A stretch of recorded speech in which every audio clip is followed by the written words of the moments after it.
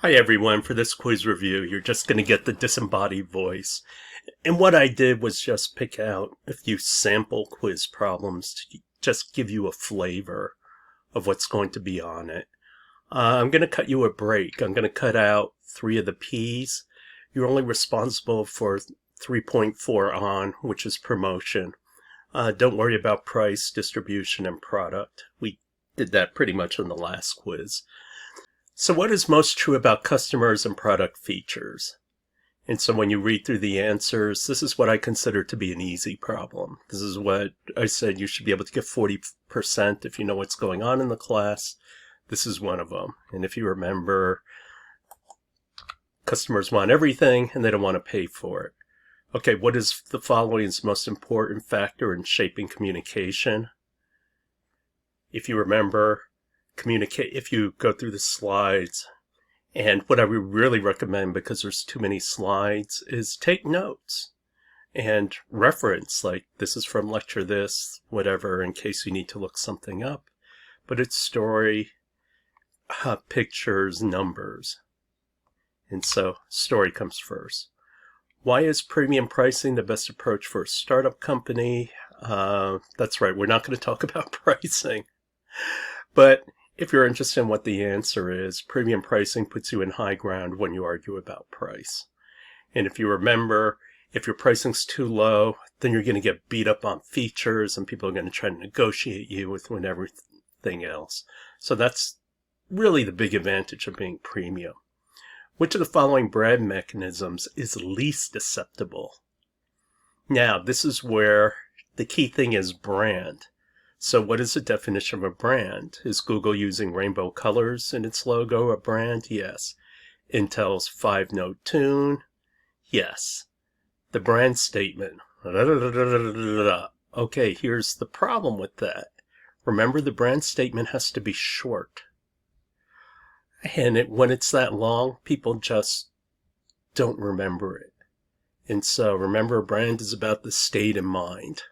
A company selling alcoholic beverages has a specially shaped bottle. You're like Mrs. Butterworth. Well, that's not alcoholic, but you get the point. So that's the one that's least acceptable. Again, read the questions carefully. We live in an age of influencer marketing. Which of the following issues does it address? Now, this is where you play the exam. When you look at something, now in this case, it's telling you that they're both, if either 1 or 2 is correct, or both 1 and 2 is correct.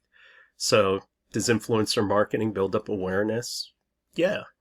Does influencer marketing build up trust? If you recall, influencer allows us also to build up trust because we like the opinion of someone else. Okay, Anchovy sells a brand new fish paste. Instead of using Alaskan seafood, she's using high-quality seafood from the Black Sea in her paste. It makes the paste more flavorful. She has decided to go after the gourmet chefs of Manhattan. There are about 2,500 of them. The chefs are a close-knit community, and she can convert many chefs into users. She will not have to invest so much time to marketing because it will run itself. What is closest to the minimum number? So the key to this problem is, do you remember the idea of critical mass? If you do, this is a very easy problem. If you don't recognize the concept, and the key words here are, it can run by itself. It doesn't matter if it's social media.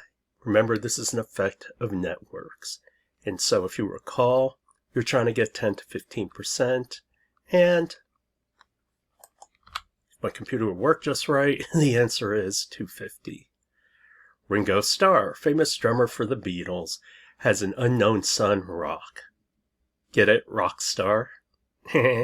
Rock has formed a band, The Trout. Their first song, Born to be Broiled, is a huge hit. They put together a promotion. If you buy a ticket to his concert, you will get to download the song for free. This is a form of supervised marketing, outbound marketing, content marketing, guerrilla marketing. Well, supervised marketing has to do about data, where you're doing testing.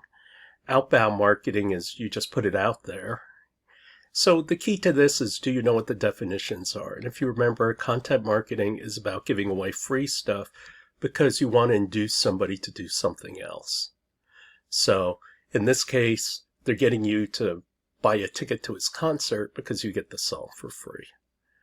What is most important for a productive social network?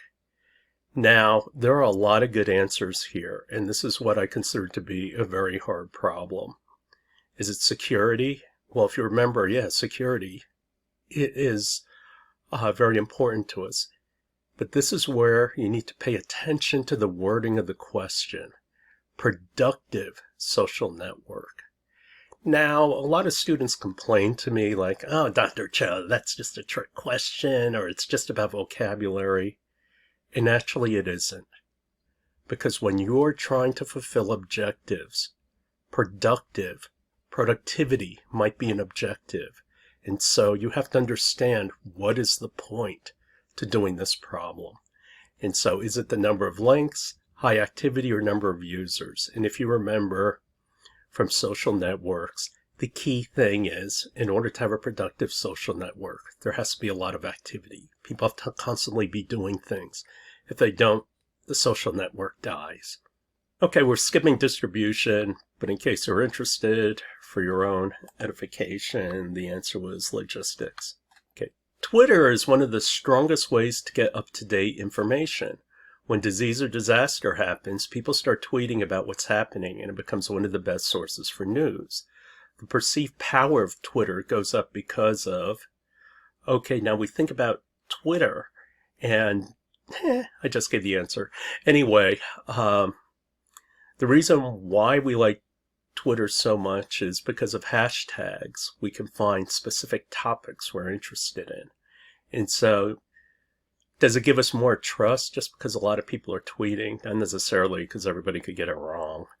Does it have more links? Well, sometimes it has links and sometimes it doesn't. Short responses?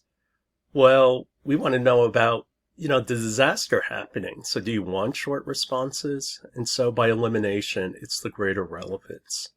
And that's one of the big powers of Twitter, that you can get information about something and you can get it up to the minute.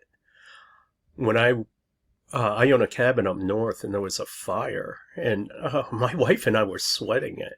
It wasn't so much the cabin burning down because, we had insurance. It would have been rebuilt, but it would have taken years to rebuild. And not only that, our land would have been a cinder. So we're wondering, what's happening with this fire? Well, news updates only happen like once every 12 hours. And so I went on Twitter, because Twitter people were tweeting every hour what was going on. Anyway, fed up with the ridiculous lack of parking at the Poly School, and tired of having to walk in from Siberia to get to class, Dr. Cho creates a new AI software program, My Valet. Actually, this is now on Teslas. On the other hand, it has limited use just because it's run over a couple of people and run into a couple of cars. But anyway, you park your car, hit a button, and the car drives off and finds a parking space. When you come out, you hit a button, your car pulls up just like a valet. Dr. Cho is now quite sure who will pay for the app, so he sets up a website with videos showing how it works. You have to give your email address to watch the videos. This is an example of what kind of marketing.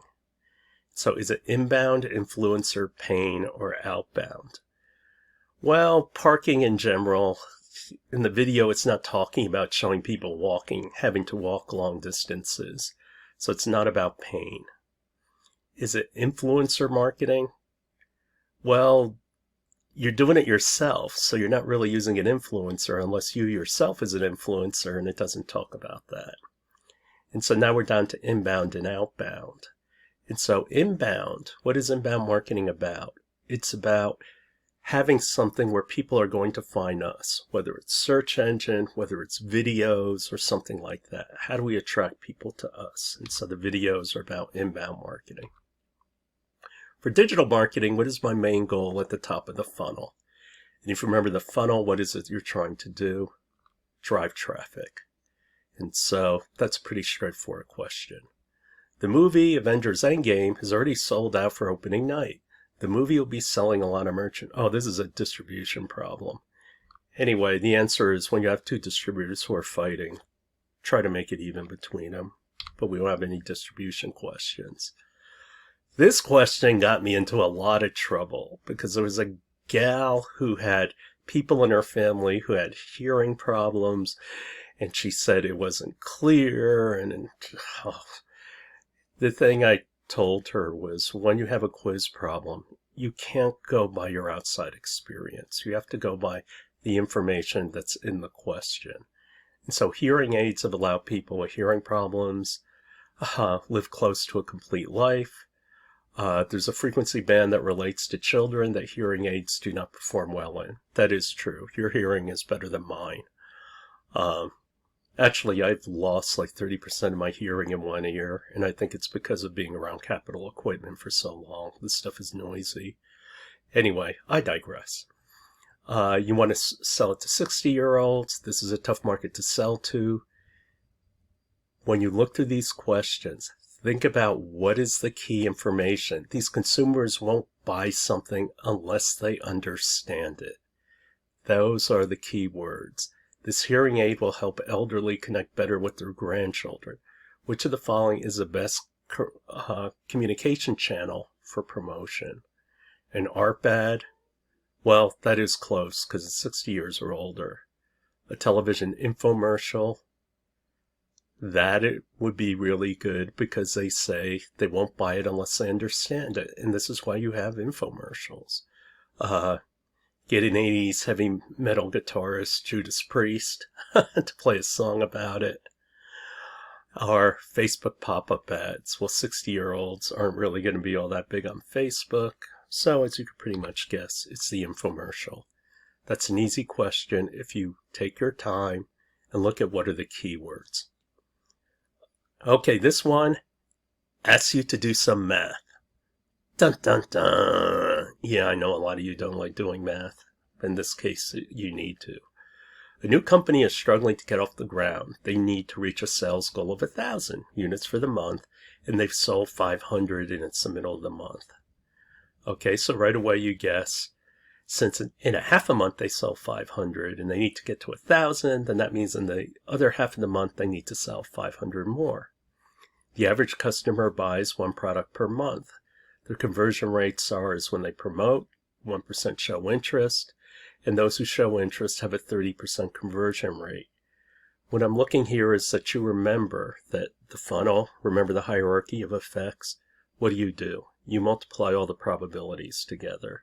So 1% times 30% turns out to be 0.3%, or about 3 people out of every 1,000 will convert to a sale.